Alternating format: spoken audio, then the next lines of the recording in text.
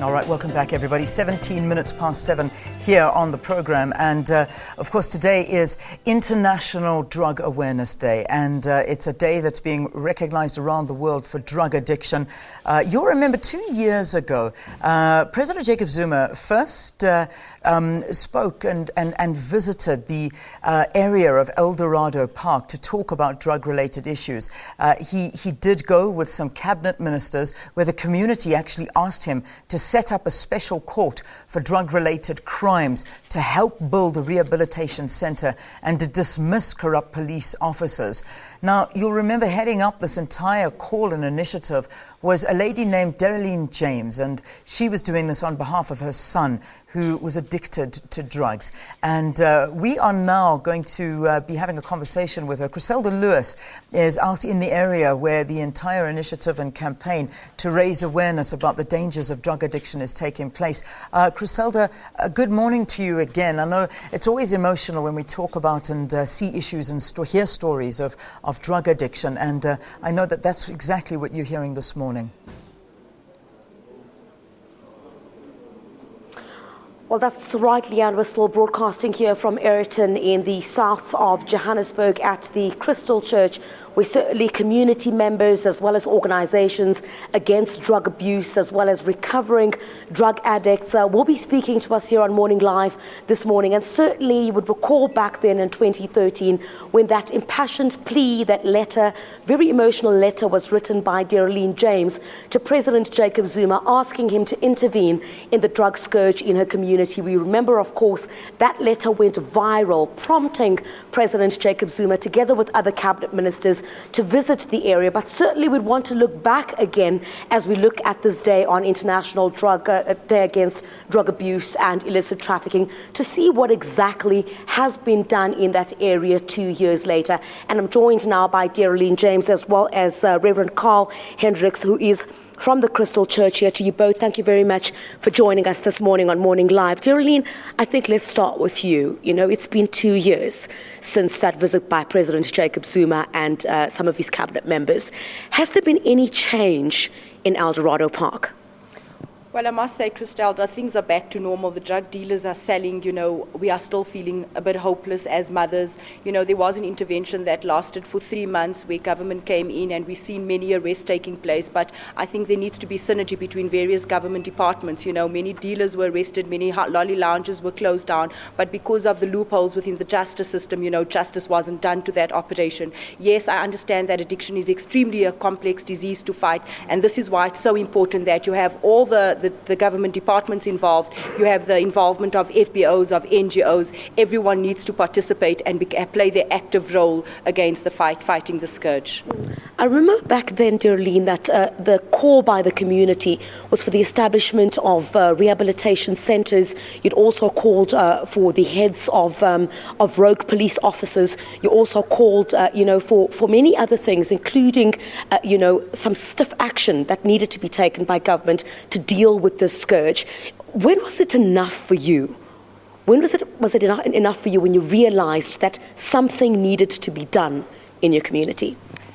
I just reached a point where I realized that, I've been to the justice system. I've been to court to try and get help for myself and for my son. I've been to various schools, getting expelled from the schools that I put him in. I've gone to hospitals, but you go to a hospital and you get discriminated against because people don't understand the disease of addiction. So I've gone to different schools. I've gone to see social workers. Social workers actually don't understand how to deal with it because they are more genetic. So, in terms of people who specialize in drug addiction, it just wasn't enough. And it was just at that point that I felt really hopeless. I was just tired of waking up early hours of the morning. Mommy, can I leave? I just felt that, I've exploited all avenues, and what more is there for me to do? And I wasn't the only one. The more people I was speaking to friends and family members, and everyone that you speak to would tell you that, there's a problem in my home. And it just felt as if something that is so abnormal was just becoming the norm. Mothers were, it was abnormal for a mother to say, I stabbed my child this morning because she stole from me again. It was abnormal for mothers to say, I have to sleep with my money, in my panties. It was abnormal for people to say that I wake up in the morning and I'm not sure if I can have a cup of coffee because the kettle kettle would be gone. Yeah. So it was just all of this madness and chaos happening within our communities that made me realize enough is enough. We need to take a stand. When you wrote this letter to President Jacob Zuma, your son, who was 17 at the time, was addicted to crystal meth. How is he doing now, 2 years later? Griselda, he's coping well. But like I say, like with any addiction, it has its days. It's just an up and down spiral. So there comes a time when he's okay. He's okay, but we just need to press on. Certainly very emotional looking back. Again today, we're back here today to say no to drugs on this International Day Against Drug Abuse and illicit trafficking. But let me come to you, Reverend Hendricks, as well. You, in this church, have dealt with, many struggling teenagers who are battling with drugs in various communities. You've been doing this for years. Let's talk about today's event and, what are we going to be doing different here today to make sure that, the scourge that is ravaging communities, is dealt with not just on a day like this, but every single day. Yeah, thank you for this opportunity. I realize that with our church, we have a destiny vision, and the S in the acronym stands for Seek Social Justice, and therefore we have a department called ASK, and the A stands for Anti-Drugs. I realize from an NPO or NGO perspective, it's not just enough for a church to pray about it. We pray Sunday after Sunday. There's certain things that we need to do, literally have to do.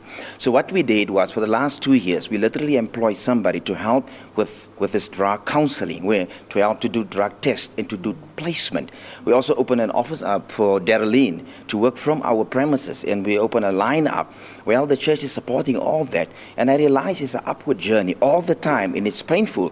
And one of the most painful things is to see the parents going through this severe pain, that some parents sometimes even have to put some burglar proofing in front of their bedrooms. And we are mindful of that. We get into those homes, and the pain is just unbearable just to see that. And so what we also have is a youth department that's running on Fridays. They attract more than 1,000 young kids. We supply 3 buses specifically from the Eldorado Park area to bring youngsters in here so that we can not just preach to them, but pray with them and walk with them. And that is what the church is doing, yeah. But would you say then, Reverend Hendricks, this battle is being won?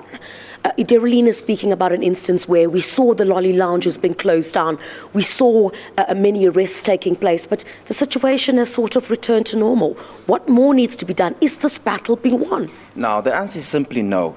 And we need more awarenesses. We need more NPOs and more churches to come on board. I can just speak from a minister's perspective, but the pain is just unbearable. And as you notice, that 15% of South Africa is addicted to some form of addiction. Not necessarily drugs, could be alcohol and anything.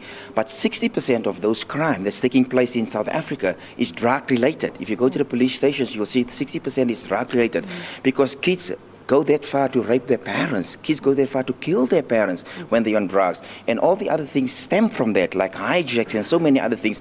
To answer you blindly, no. It's an uphill. It's really a struggle. Just very quickly, Dereleen, as well, today's event, what are we hoping to achieve? I can see you're still very emotional about that, and certainly you're saying the situation has returned to normal in Eldorado Park. The situation is back to the way that it was. More needs to be done. Definitely, and I think it's time that South Africans take a stand and realize that addiction is a disease. We cannot discriminate at those who are suffering. We need to understand how to deal with it. Addiction is the only disease that you get expelled from school or suspended from work or get locked up for having. We need to realize that we need to start opening up more products, like the medical aid companies, not to discriminate against who's suffering with addiction. There's just so much that we have to do. Thank you very much, Dereleen James. There, you'd recall she wrote that very emotional letter to President Jacob Zuma back in 2013, asking him to intervene in the drug scourge in Eldorado Park, and of course to the Reverend Carl Hendricks as well from the Crystal Church here in the south of Johannesburg, where certainly over the years he's dealt with many of these youngsters who are battling with the drugs. But a bit later on, of course, many of the communities here who've come to this a commemoration here today are also going to make a pledge towards a drug-free South Africa. Certainly will bring you a lot of that a bit later on. Griselda Lewis, thank you very, very much. Very emotional interviews whenever we talk about drugs, as we mentioned before, right? International Drug Awareness Day today.